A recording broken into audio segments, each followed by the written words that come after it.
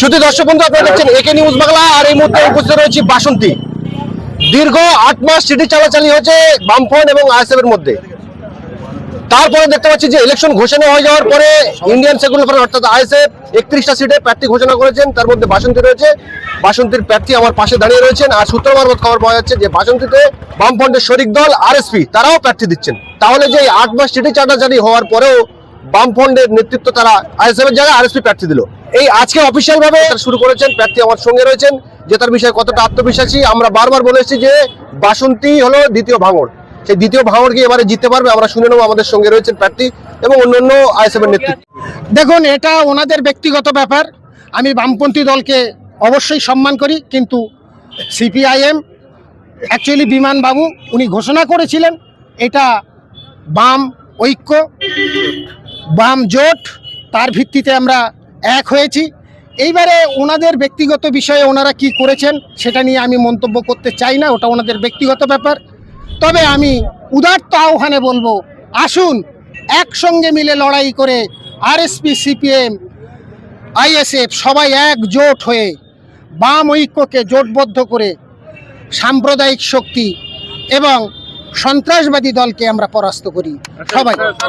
বামফ্রন্টের সঙ্গে কি এমন চুক্তি হলো নওশাদ সিদ্দিকীর 7-8 বছর ধরে সিটি চালাচালি করার পরেও ডবল প্রার্থী হয়ে যাচ্ছে এই বাসন্তীতে আরএসপি প্রার্থী দিয়ে? কি বলবেন?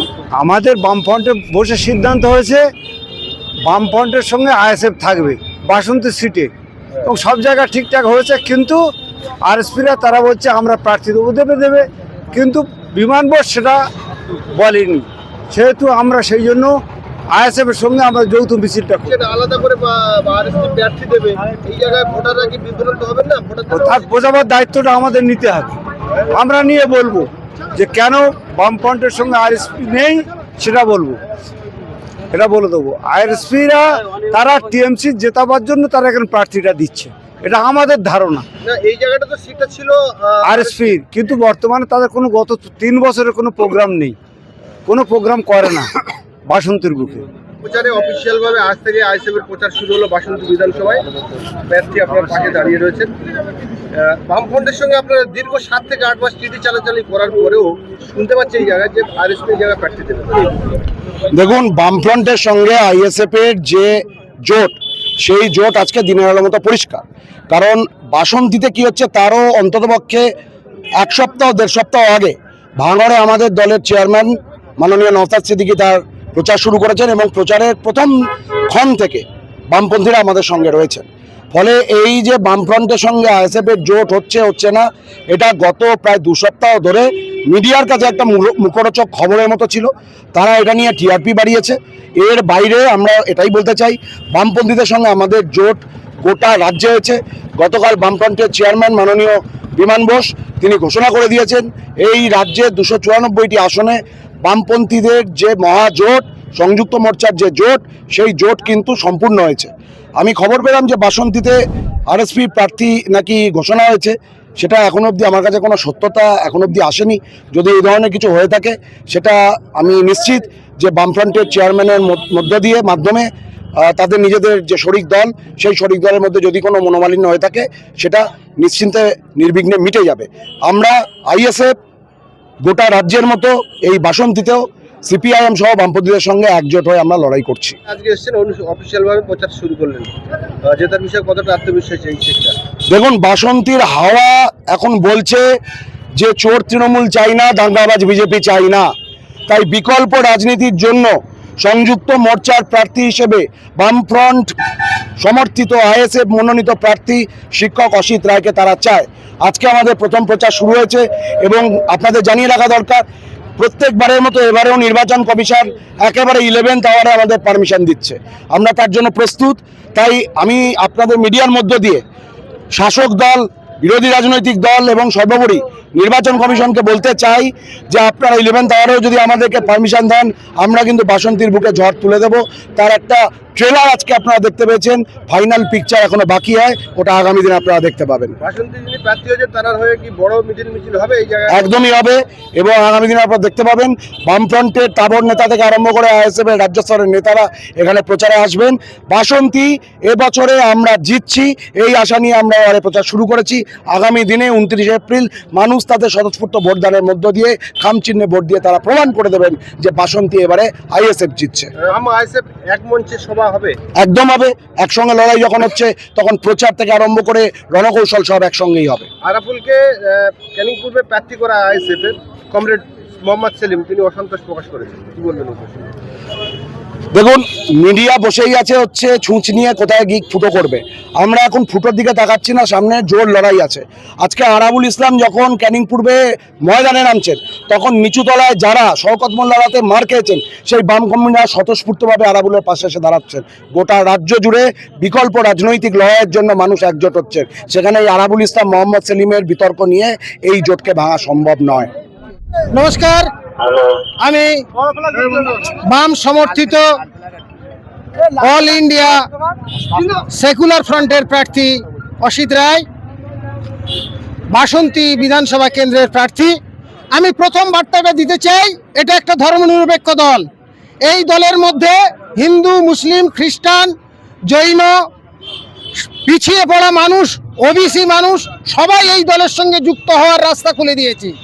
তাই আজ বামপন্থী নেতারাও আমাদের সাথে পথে নেমেছে। আমরা যৌথভাবে, ঐক্যবদ্ধভাবে সাম্প্রদায়িক শক্তিকে পরাজিত করে পশ্চিমবঙ্গের রাজনীতিকে, সমাজ ব্যবস্থাকে যারা দূষিত করছে সেই দূষণ মুক্তির মেরামতির জন্য নওশাদ ভাইয়ের আদর্শে অনুপ্রাণিত হয়ে আজ আমরা আইএসএফ দল এখানে আপনাদের কাছে এসেছি ভোট প্রার্থনা করছি।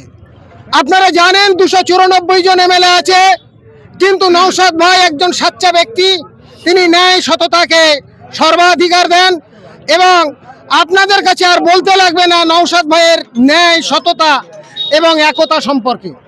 তিনি মানুষকে ভালোবাসেন, তিনি অন্যায়কে ভালোবাসেন না, তিনি অত্যাচারকে ঘৃণা করেন। আমি জানি বাসন্তীর অলিতে গলিতে কান পাতলে আজ মানুষের মনে চাপা অসন্তোষ, রাজনৈতিক অসন্তোষ, হুমকি, হিংসা। সেই হুমকি হিংসার বাতাবরণ ভেঙে আমি চাই বাসন্তীতে একটা শান্তিপূর্ণ সমাজ, শান্তিপূর্ণ রাজনীতি। আমাদের দাবি এই বাসন্তীতে আমরা মেডিকেল কলেজ করতে চাই। কি সমর্থকরা আপনারা সবাই রাজি? এই বুকেতে আমরা চাই মেডিকেল কলেজ। শিক্ষার আমূল পরিবর্তন, স্বাস্থ্যের আমূল পরিবর্তন। আপনারা দেখেছেন সর্বশিক্ষার নামে যে পাঠ্যক্রম তৈরি হয়েছে, বহু ছেলে 9-10-এ গিয়ে বাংলা রিডিং পড়তে পারছে না। তার মূল কারণ এই পঙ্গু শিক্ষা ব্যবস্থা। এখন নির্বাচন কমিশন একটা প্রতিশ্রুতি দিয়েছে, বারে বারে আমাদের প্রতিশ্রুতি দেয়, কিন্তু নির্বাচন কমিশন বারে বারে সেই প্রতিশ্রুতি ভাঙে। আমরা দেখেছি এসআইআর এর নামে বহু নিরপরাধ সাধারণ মানুষকে এখনো পর্যন্ত ঝুলিয়ে রেখেছে। নওশাদ ভাই তার লড়াই করছে। আমরা রাজ্যকে বলেছিলাম, উনি বলেছেন যে ট্রাইব্যুনালে গিয়ে আপিল করতে। তো এখনো পর্যন্ত ওনারা বক্তৃতায় সীমাবদ্ধ রেখেছেন। আমরা দেখতে চাই কার্যক্ষেত্রে কতটা পরিণত করেছে।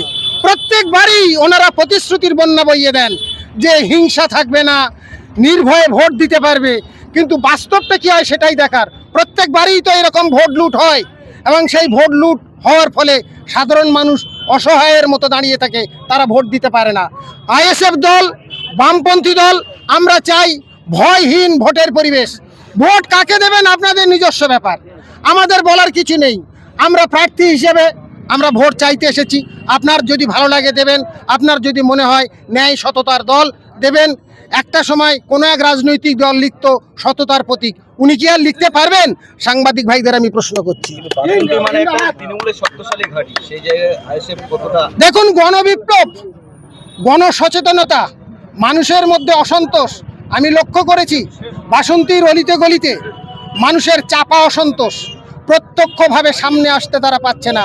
শুধু ভোট দেওয়ার পরিবেশ যদি তারা পায়, আমি মনে করি তাহলে আসল বিপ্লব ঘটবে। সেখানে শক্ত ঘাঁটি না দুর্বল ঘাঁটি সেটা আমরা দেখতে পাবো। কিছু মানুষ বলছেন যে আপনারা ভোট কেটে বিজেপিকে সাহায্য করে দিচ্ছেন। দেখুন, এটা যেহেতু আপনাদের বলে রাখি, আইএসএফ দলটা হচ্ছে ধর্মনিরপেক্ষ দল, বিজেপি দল হিন্দুদের দল, এটা ওনারা সর্বসমক্ষেই বলেছে। এখানে হিন্দু, মুসলিম, খ্রিস্টান, নিম্নবর্ণের মানুষ, সব বর্ণের মানুষ থাকে। এখানে আইএসএফ দল কোনো একটা বিশেষ ধর্মকে গুরুত্ব দেয় না। আইএসএফ দল মক্কার মাটি গঙ্গার জল, এখানে কোনো বিভেদ নেই। এখানে খ্রিস্টান, নিম্নবর্ণের মানুষ, পিছিয়ে পড়া মানুষ, সব শ্রেণীর মানুষকে দুহাত আগলে আশ্রয় দেয়। আইএসএফ দল কোনো ভয়ভীতির দল নয়, কোনো ধর্মীয় দল নয়। জেতার বিষয়ে কতটা আত্মবিশ্বাসী? দেখুন, জেতার বিষয়ে আমি দাঁড়িয়েছি, আমি জিতবো বলেই দাঁড়িয়েছি। জানি মানুষের মনে একটা অসন্তোষ আছে, কিন্তু আমি জেতার ব্যাপারে আত্মবিশ্বাসী হয়ে আমি গুন্ডাগিরি, আমি রিগিং এগুলো করে আমি আত্মবিশ্বাসী নই। যদি জনগণ ভোট দেয়, জনগণ আশীর্বাদ দেয়, তবেই আমি জিতব।